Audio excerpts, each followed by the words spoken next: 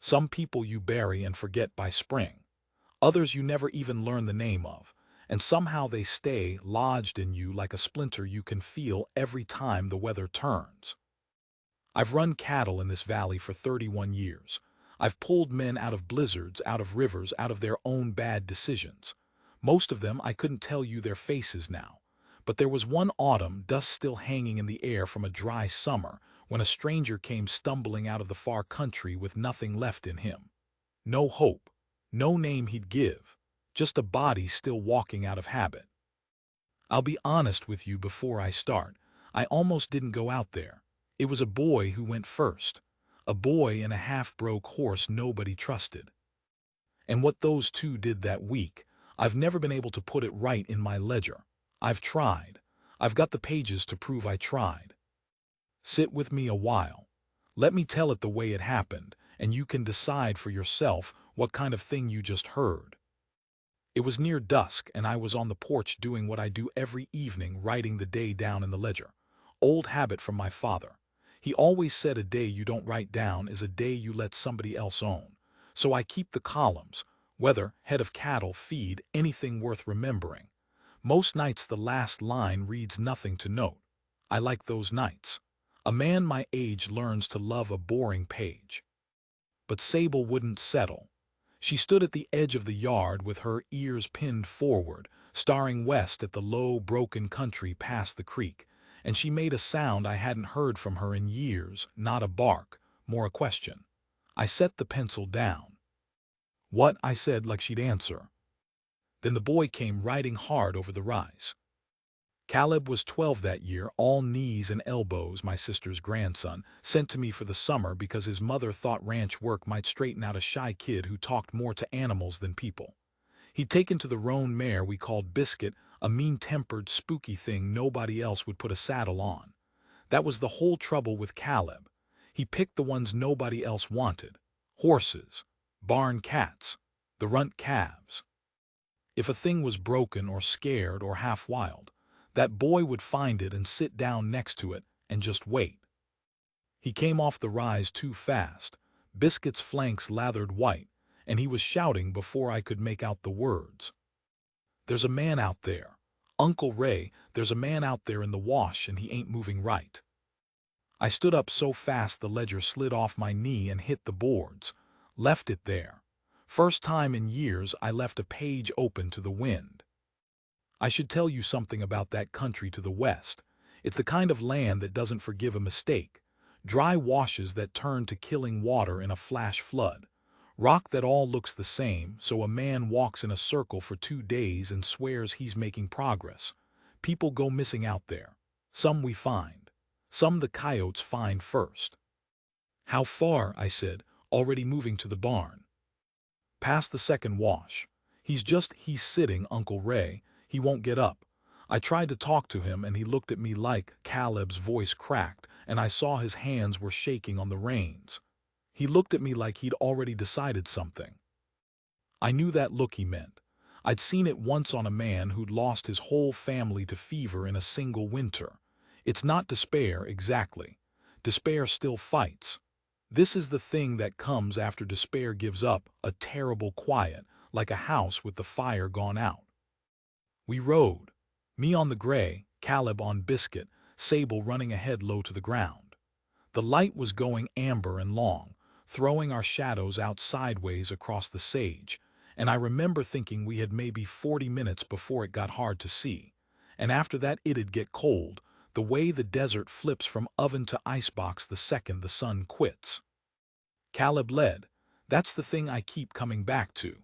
A 12-year-old boy led a grown man to a dying stranger because the boy had gone looking in the first place. I'd been on my porch writing nothing to note. We found him in the second wash, right where Caleb said.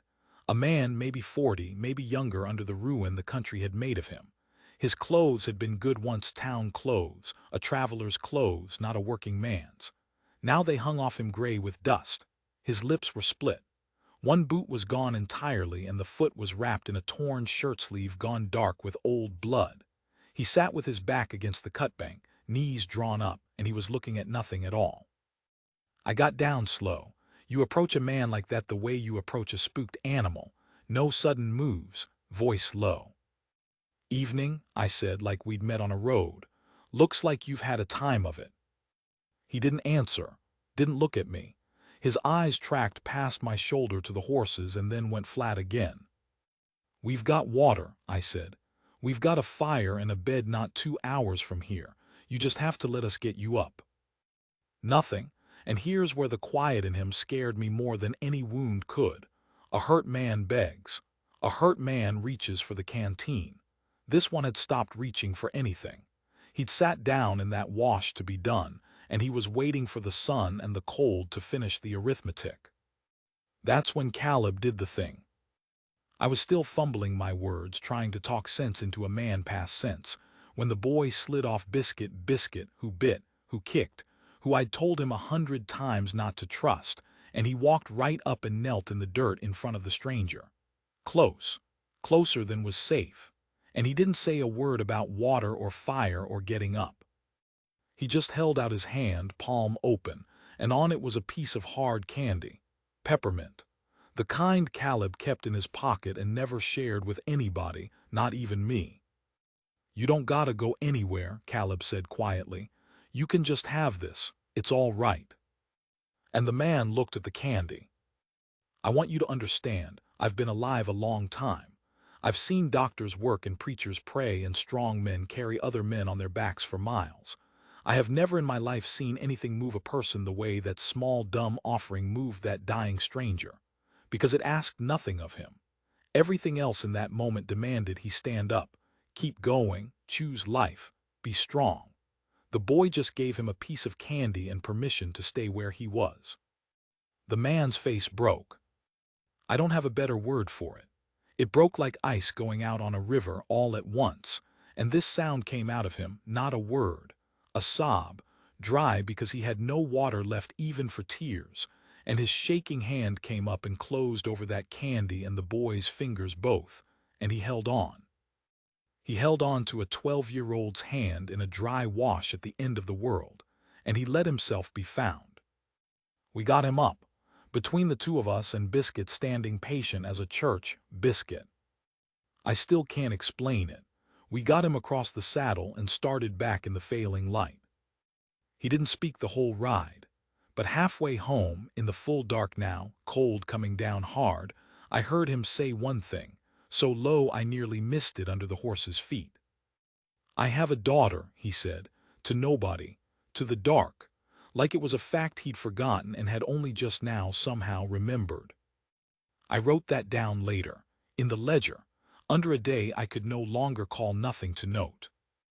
We got him into the spare room that had been my son's, back before my son went east and stopped writing. Martha would have known what to do. She nursed half this valley through one thing or another before the cancer took her, but Martha's been gone 6 years, and it was just me and a boy, and whatever we could remember. We remembered water first in small sips, because Caleb somewhere had learned you don't let a parched man drink deep or it'll kill him faster than the thirst. I don't know where he learned it. He knew a lot of quiet things like that. We cleaned the foot. It was bad, a deep gash gone the wrong color at the edges, and I cleaned it with whiskey while the man gripped the bed rail and made no sound, and I thought, this one's got endurance in him yet, whatever he's decided. By the fire that night, the stranger asleep at last, Caleb sat with his knees up and stared into the coals. "Why'd he give up out there?" the boy asked me. I turned that over a while. I'm not a man of easy answers. "People carry things," I finally said. "You can carry a heavy thing a long way, longer than seems possible, but there's a point where a man puts it down not because he's weak, but because he's carried it so far he's forgotten why. He gets to where the carrying is all there is, and one day he just stops, in a wash, in the dark, not because he wants to die, because he can't remember how to want to live." Caleb was quiet. "He remembered his daughter, though," he said. "He did. Because I gave him the candy." I looked at the boy, this shy, odd, tender kid nobody knew what to do with, and I felt something turn over in my chest that I hadn't let turn over since I put Martha in the ground. "No, son," I said, Because you saw him. Nobody sees a man like that anymore. Everybody looks right past. You didn't. He didn't say anything to that. But he sat up a little straighter, and I saw him tuck it away somewhere inside himself, the way he tucked away all his quiet knowings. I picked up the ledger, turned to the day's page, still blank from where I'd left it on the porch. I wrote the weather, the head of cattle, the feed. And then under it all, I wrote a line I've never scratched out, though I've read it 100 times since. A boy gave a dying man a peppermint, and the man remembered his daughter. I do not know his name. I don't think it matters yet. What I didn't know, what none of us knew, sitting warm by that fire while the stranger slept and healed and stayed silent about the whole shape of what had driven him into that country, was that finding him had been the easy part. Keeping him was going to cost us something. And it was going to start the next morning when he woke up and looked at the boy who'd saved him and said the first clear words any of us would hear. "You have to let me go back. You have to let me go back." Those were the first clear words he gave us. Morning light coming gray through my dead son's window, the man propped up against the headboard, and Caleb frozen in the doorway with a bowl of oatmeal going cold in his hands. "Back where?" I said. He didn't answer right away. He looked at his wrapped foot like it belonged to someone else. Then he looked at the boy, and something passed over his face. Shame, I think it was. The particular shame of a man who's been seen at his lowest by a child. "There was a wagon," he said, 3 days back, maybe 4, I lost count." His voice was ruined, all gravel. "The wheel went in a rut and the whole thing came down and he stopped, started again, more careful, like walking on ice. There's a girl still out there, my daughter, Ellie, she's 8. The oatmeal bowl hit the floor. I didn't even see Caleb drop it. 1 second he was in the doorway. The next the bowl was shattered across the boards, and the boy was staring at the stranger like the man had struck him. "You left her," Caleb said. "Caleb," I put a hand up. But the boy wasn't hearing me. Something in that gentle, quiet kid had gone white hot. "You left a little girl out there, and you sat down in a wash to die." The man took it. That's the thing I'll remember. He didn't defend himself, didn't explain, just took the words like they were true because they were, and he knew it better than any of us. "I went for help," he said quietly. "First day. I walked north because I thought the town was north. I was wrong. By the time I knew I was wrong, I couldn't find my way back to the wagon. 3 days I looked. I couldn't." His hands were shaking again. "The country all looks the same out there. I walked past the same rock 4 times. I couldn't find my own daughter. And I ran out of water and I ran out of hope and I sat down. God help me, I sat down." The room went silent except for Sable's tail thumping the floor, oblivious. Here's the arithmetic I did in that half second, and I'm not proud of all of it. A girl, 8 years old, alone in that country for 3, maybe 4 days. No water to speak of unless she'd found some. The nights dropping below freezing. The math on a grown man surviving that is bad. The math on a child. I'm a rancher. I've had to put down animals I loved because hope was a luxury the situation couldn't afford. I know what 4 days in the dry country does. And the cold voice in the back of my head, the one that's kept me alive out here for 30 years, that voice said, "She's gone, Ray. Whatever you ride out to find, it isn't a living girl. Don't take the boy. Don't let him see it." I looked at Caleb, and I knew that voice could go to hell. We rode out inside the hour, all 3 of us, because the stranger, whose name we finally got as we saddled up, Thomas, he said. Just Thomas, like the rest of him had burned off out there. Thomas would not stay behind, foot or no foot. I'd wrapped it fresh and jammed it in one of my old boots, and he climbed onto the gray, gritting his teeth and saying nothing about the pain, and I thought again. Endurance. Whatever else broke in this man, that part held. The trouble was he couldn't lead us. He'd been so turned around out there that his memory was worthless. North was south. The landmarks all lies. 4 days of walking in circles had scrambled the map in his head. But Caleb had an idea, and it was the kind of idea that only comes from a boy who spends his time watching things nobody else watches. "The wheel," he said. "You said the wheel broke. A wagon that goes down in a rut, it leaves marks. Ruts, drag marks. Buzzards maybe if theirs." He didn't finish that one. "And Biscuit. Biscuit came from out that way before you bought her, Uncle Ray. Horses remember water. If there's water out there she found and drank from, Biscuit might know the country. I'll be straight with you. It was thin. It was a boy's hope stretched over a man's despair. But it was more than the cold voice in my head was offering, so we followed it. We rode into the far country with a broken man who couldn't remember, a boy who wouldn't quit, and a mean roan mare we were trusting with a little girl's life. The day was long and it was cruel. We found the first sign near noon. Sable put us onto it, nose down, working a scent line I couldn't smell, a scrap of blue cloth caught on a mesquite thorn. Thomas made a sound when he saw it. "Her dress," he said. "That's Ellie's dress." And then he was off the gray and on his knees in the dirt casting around like a man gone mad, and I had to grab him by the collar and haul him up. "That way," I said. "She went that way." Cloth tore on the thorn pointing back. "She was walking this direction. She's moving, Thomas. A girl who's moving is a girl who's alive." I didn't fully believe it, but I've learned that hope, spoken out loud with enough weight behind it, can hold a man up long enough to keep walking. My father taught me that, though he never said it in words. He just did it every hard winter until the winters finally took him. We tracked the scraps. There were more. She'd been tearing her own dress, I realized, a strip at a time, leaving a trail. 8 years old, and she'd figured out something a grown man 3 days lost had never thought of. She was marking her path. She was telling anyone who came, "Here, I went here, I'm still going." "Smart girl," I said. "Thomas, your girl is smart as a whip." He laughed. It came out broken and wet, but it was a laugh, the first sound of anything but grief I'd heard from him. "Her mother," he said. "Her mother was the clever one. Ellie's got all of it." "Where's her mother?"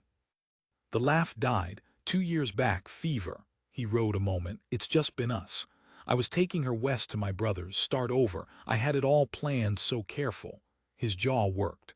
"And I drove the wagon into a rut and I lost her in the desert, some father." Caleb, riding ahead, said without turning around, "You're out here now, ain't you?"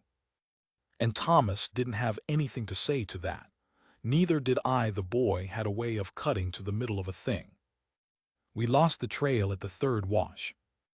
The scraps stopped, just stopped at the edge of a wide sandy wash, and no more blue cloth anywhere we looked. The light was already tilting toward evening. We'd been out the whole day. The horses were done. Thomas's face, when the trail ran out, went to a place I didn't want to follow him to. "She ran out of dress," Caleb said quietly, and it was such a terrible, small, true thing to say that nobody answered. We spread out along the wash. Sable was casting back and forth, confused, losing the scent in the churned sand. The cold voice in my head was back, and it was saying, "Dark in an hour, Ray. You can't search this country in the dark. You'll lose the boy too." And I was starting, God forgive me, to think about how I'd tell Thomas it was time to stop. Then Biscuit did the thing. The mare had been fighting Caleb all day, spooky and sour like always. But now, at the edge of that wash, she threw her head up and pulled hard against the reins, toward a jumble of rock and brush off to the west where there wasn't any trail, wasn't any sign, wasn't any reason. "She smells something," Caleb said. "Uncle Ray, water. There's gotta be water that way. Biscuit smells water." "Or she smells home and wants her supper," I said, sour, tired, scared if I'm honest. But Caleb was already giving the mare her head. And a horse that smells water in dry country will walk straight to it. And where there's water in that land, a lost thing will crawl to it, same as the horse. Because water's the one thing a body keeps seeking even after the mind's given up. I know that better than most. We followed the mare. She took us maybe half a mile, into a fold in the rock you'd never find on purpose, and there was a seep there, a little dark stain of water bleeding out of the stone into a basin the size of a washtub. And curled up beside it in the last of the light, so small, so still, was a girl in a torn blue dress. Thomas came off the gray before it stopped moving. I couldn't watch. I've buried too many things to watch a man reach a still child. I turned my head, and I heard him hit his knees in the gravel, and I heard him say her name, Ellie, Ellie, Ellie, and then there was a silence that lasted about 1,000 years. And then the girl said, in a voice like a dry hinge, cross as anything, "You took forever." She'd found the water on the second day, curled up next to it and stayed put because she informed us later with the fierce logic of an 8-year-old. Everybody knows if you're lost you stay by water and you wait, and Papa's the one who went and got himself extra lost. She'd rationed the water. She'd torn her dress to lead us in. She'd covered herself in brush at night against the cold. She had a plan the entire time, and the plan was don't die and be furious at everyone until they show up. 8 years old. We made camp right there by the seep because none of us, horse or human, had another mile in us. I built a fire. Caleb, who Ellie had decided within 4 minutes was her personal property and was not going to be leaving her sight ever again, gave her the last peppermint from his pocket, and she ate it like it was a whole Christmas, and the two of them fell asleep against Biscuit's flank while the fire burned down. Thomas and I sat up. He was a different man by firelight than he'd been that morning. Still hollow, still worn to the bone, but there was something back behind his eyes now that hadn't been there. A pilot light relit. "I don't know how to," he started, and I waved him off. "You don't owe me anything. Or if you do, you owe it to a 12-year-old and a bad-tempered horse, so take it up with them." He looked at the sleeping kids, at his daughter's hand fisted in Caleb's sleeve even in sleep. "I was going to die out there," he said, not dramatic, just laying it down like a fact in a ledger. "I'd made my peace. I'd stopped being able to imagine one single reason to stand up, and then a boy I'd never met knelt down in the dirt and gave me a piece of candy." He shook his head slow. "How do you account for that? How does a thing like that go in the book?" And I laughed, because he didn't know about my ledger, didn't know he just said the exact thing I'd been chewing on for a day. "You don't account for it," I said. "You just write it down, and you keep the page." They stayed 3 weeks. While Thomas's foot healed enough to travel and Ellie ate everything in my larder and taught Caleb to play some card game with rules she made up as she went. The house was loud. It hadn't been loud in 6 years. I'd forgotten what it did to a place, having children in it, the way the walls seemed to lean in and listen. When they finally rode out, I'd given Thomas the gray and enough supplies to reach his brother's proper. And no, I would not hear a word about being paid back. Ellie hugged Caleb so hard and so long that he went red to his ears, and she made him promise to write, and he promised, and I believe he kept it because I'd catch him at the kitchen table some evenings after, working a pencil slow the way I work mine. Thomas didn't say much at the end, men like us don't, but he took my hand and he held it a beat too long and he said, "That line you wrote, in your book, what'd it say?" I hadn't told him about the ledger. Caleb must have. So I told him. A boy gave a dying man a peppermint and the man remembered his daughter. I do not know his name. I don't think it matters yet. Thomas was quiet a while. Then he said, "You can fill in the name now if you want." "I know it now," I agreed. "But you know what, I think I'll leave the line the way it is." He understood. I saw him understand. Because the line wasn't about his name. It never had been. It was about the yet, about how a stranger becomes a person you'd ride into the killing country for, and you never can say exactly when the change took, only that a boy and a horse were somewhere in the middle of it. They rode out west into a clear cold morning. Ellie waved until they went over the rise. Caleb stood in the yard a long time after they'd gone, not saying anything, and I let him stand. That night I sat on the porch with the ledger like always. Weather, head of cattle, feed. And then, because my father was right, because a day you don't write down is a day you let somebody else own, I turned to a clean page and I started to write about the morning they left, the clear, cold light, the girl waving, the boy standing in the empty yard. But my hand stopped, because Caleb had come out onto the porch, quiet as ever, and he sat down next to me on the step. And he pulled something from his pocket and turned it over in his fingers, and in the last of the light I saw what it was. A peppermint, a new one. He'd started carrying them again. "In case," he said when he caught me looking. And I put the pencil down, and I didn't finish the page, because some things you leave open to the wind.